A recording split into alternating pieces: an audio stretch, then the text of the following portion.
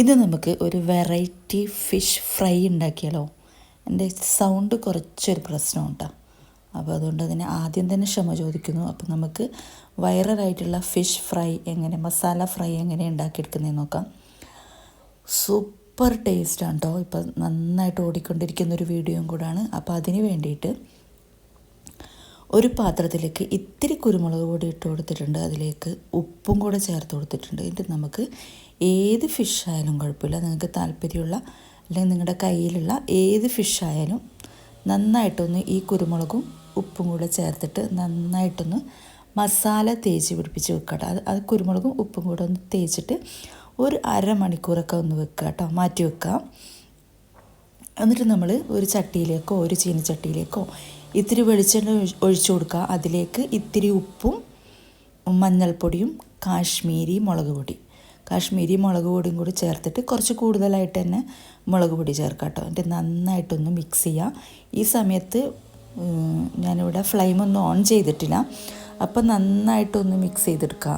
ആ വെളിച്ചെണ്ണയിൽ ഇട്ടിട്ട് നന്നായിട്ടൊന്ന് യോജിപ്പിച്ചെടുക്കുക. അതിന് ശേഷം നമുക്ക് തീ കത്തിച്ച് കൊടുക്കാം കേട്ടോ.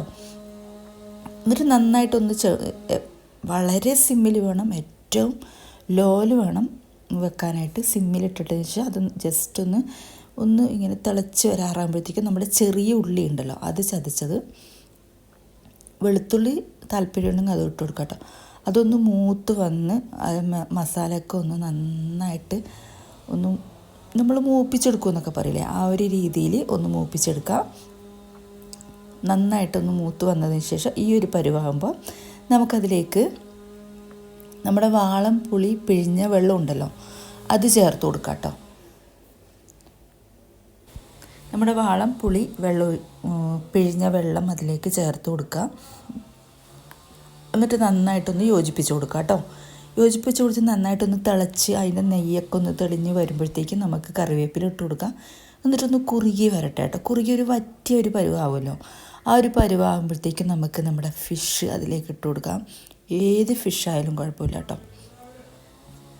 എന്നിട്ടൊന്ന് അടച്ച് വെക്കുക. എല്ലായ്പ്പോഴും തീ വളരെ സിമ്പിളായിരിക്കണം. ഇത്തിരി നേരം കഴിഞ്ഞ് ഒന്ന് മറച്ചിട്ട് കൊടുക്കാം കേട്ടോ. എന്നിട്ട് നന്നായിട്ടൊന്ന് മസാലയൊക്കെ വറ്റിച്ച് ആ മീനിൽ പെരങ്ങി വരുന്ന പരുവാകുമ്പോൾ ഈ ഒരു പരുവാകുമ്പോഴത്തേക്കും നമുക്ക് തീ ഒന്ന് ഓഫ് ചെയ്യാം. അപ്പം അടിപൊളി റെസിപ്പിയാണ്, വൈറലായിട്ട് പോയിക്കൊണ്ടിരിക്കുന്ന ഒരു റെസിപ്പി കൂടെയാണ്. എല്ലാവരും ട്രൈ ചെയ്ത് നോക്കുക, ഫീഡ്ബാക്ക് അറിയിക്കുക. അപ്പോൾ ഓക്കെ, താങ്ക് യു.